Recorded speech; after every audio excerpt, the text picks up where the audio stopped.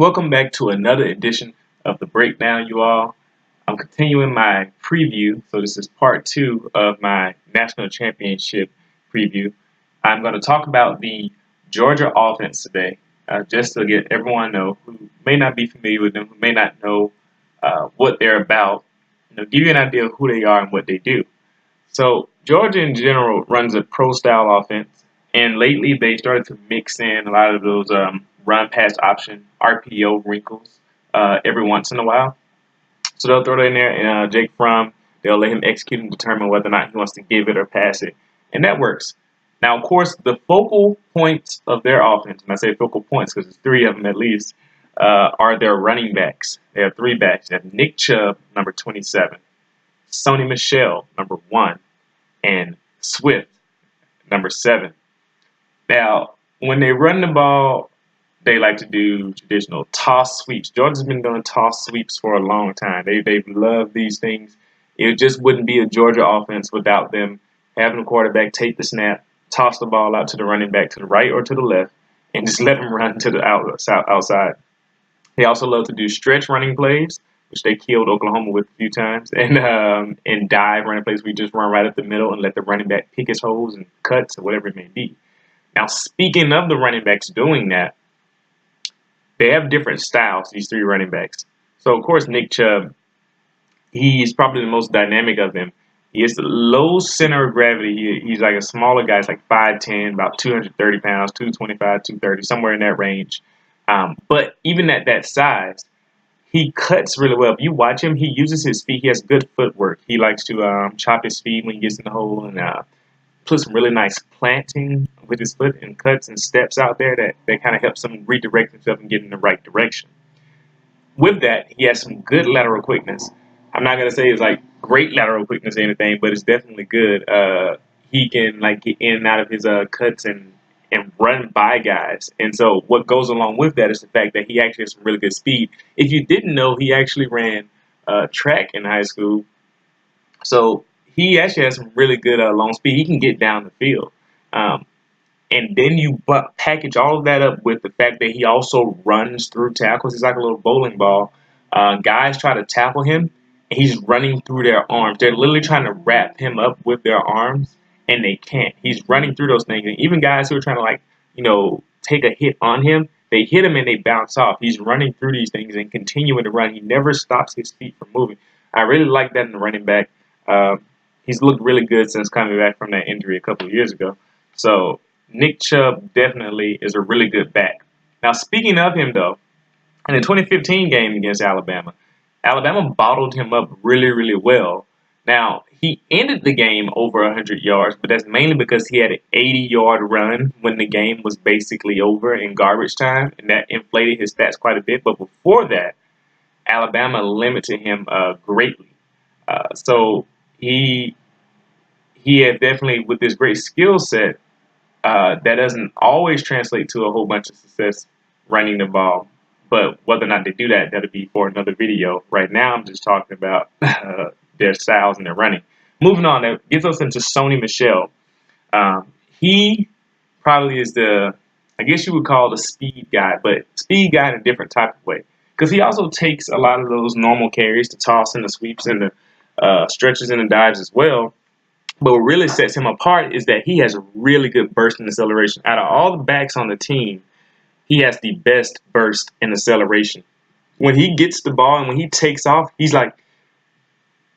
takes off from a cannon. That's just how I describe it, because when he first gets that ball, those first 2 or 3 steps, he's blowing by people and he's getting up the field. And that makes it really hard for people to catch up with him. And so with that said, I think his acceleration is better than his long speed.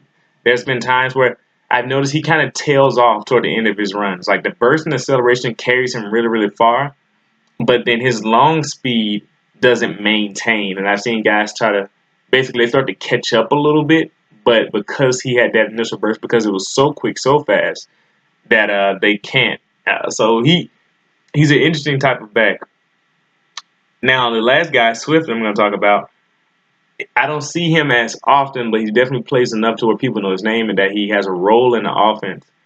I would classify him more as the third down back type of guy. He kind of has a little bit of both of them. in him, but he also like kind of throw him the ball out there, try to give him the ball in space. Swift is the guy they bring in. Other two are tired. They need relief, and he's very talented, and he can do the job that they need him to do. So they have three really good backs. Chubb obviously being the best, but that's what they try to do. These are their focal points on offense. These three running backs. With that said, that does not mean that they have a weak passing game. They actually have it's solid because of their freshman quarterback, Jake Fromm. Now, Georgia, in their passing game and in their offense in general, they love their two wide receiver sets. So they rarely go beyond two wide receivers, but I'll talk about when they do and what they do after. They do two wide receivers and two tight ends quite a bit. They also like to do two wide receivers, one tight end, and one fullback. That's another type of formation that they do. They love to run out of that formation, and they love to pass out of those formations. Now, rarely, like I said, rarely do they go beyond those two wide receivers, but they do have about four main receivers that I see most often. I don't see other guys too much. Those guys are number 6, Javon Williams, number 5, Terry Godwin, number 4, D'Amico Hardman, who's really, really quick. He's also their best returner. He's a really good returner, by the way.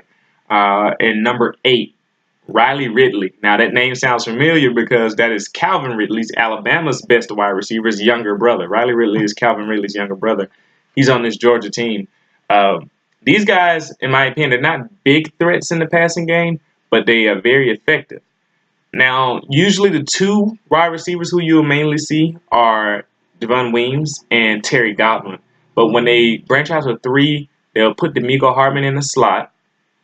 And sometimes they'll give Terry Godwin or Javon Williams a rest, and they'll let Riley Ridley play the outside receiver spot as well. So you usually don't see receivers beyond those 4 guys. Now, their passing is done through play action usually. They love play action, and Jake Fromm is really good at executing their play action passes. I've been impressed kind of with his poise and his ability to make some passes and step up in the pocket. And so that's really effective for them. Jake Fromm doesn't get too high, doesn't get too low. He takes a snap. He reads your defenses really well. You can really see that he is a good pocket passer. Like I said, this is what they recruited him for. He has the ability to read through the defenses and get to the plays that he wants to get through. That's why Alabama really wanted him out of high school. Alabama recruited him, but he ended up going to Georgia. So like I said, he has really good passing skills, but their route combinations are typically shorter to intermediate type throws. So they do crossing routes, a few stick routes here and there, drags, stuff like that. Give them some easier, shorter throws to complement that running game, to make defenses honest. But that doesn't mean he can't throw a little bit further down the field, because he does. They will take shots off that play action occasionally, but when he's throwing the ball kind of more intermediate toward closer to deeper shots, they're usually throwing back shoulder passes to the wide receivers on the outside, or the little corners and deep out routes. And he's really good at throwing corners and deep out routes. He puts the ball out in front of the receiver toward the sideline like it's supposed to be thrown. I've seen, junior and senior quarterbacks not be able to throw like that. So he has the ability to make these throws, especially when he has the protection when he's stepping up. And with that, actually, they have a pretty solid offensive line. These guys, they move pretty well.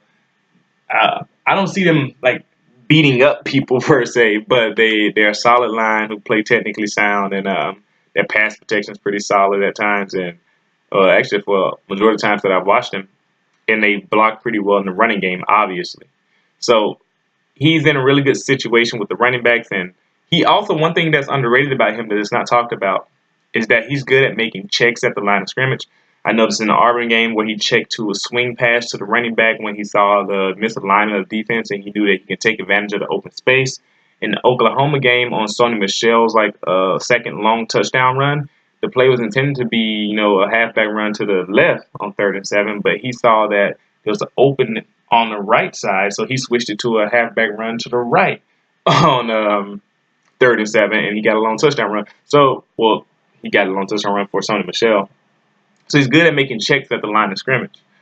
All of that to say that they definitely trust him as a guy who can manage their game and who can make some throws for them. But that is their offense. They're not going to throw it all over the field. They're not going to line you up and spread you out with 4 or 5 wide receivers and all that good mess. They're gonna line up. They're gonna try to run the ball, and they're trying to hit you with play action. They really like getting their tight ends involved in the passing game too. Number 83, which is I don't know how to say his name, but it's Blazevich, and tight end number 18. That's I think his name is Isaac Nasser. He was one of the highly touted tight end recruits a couple of years ago.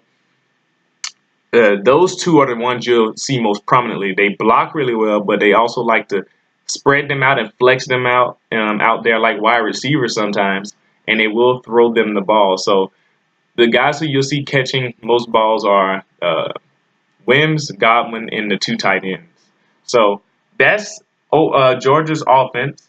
That's what you can expect from them. It's simple, but it's been effective for them because their running game has been so good. And of course, when the running game is good, the play action is good. And when your play action is good and your quarterback can make the throws that Jake Fromm can do, it makes for a really nice orchestrated offense. So that's it. That's all I'm done talking about Georgia's offense for now. I'm going to try to do defensive video next, and then we'll go from there. Thanks for listening. What do you all think about Georgia's offense after watching them this season and being able to see kind of what they do? What do you think about their offense? What are your thoughts on Jake Fromm and their wide receiver situation, and just in general, their overall offensive scheme? I know because we're in the age where spread offenses are more prevalent. You don't see as many pro-style offenses like this still working out so well. So what do you guys have to say about that? I'll see you for the next video.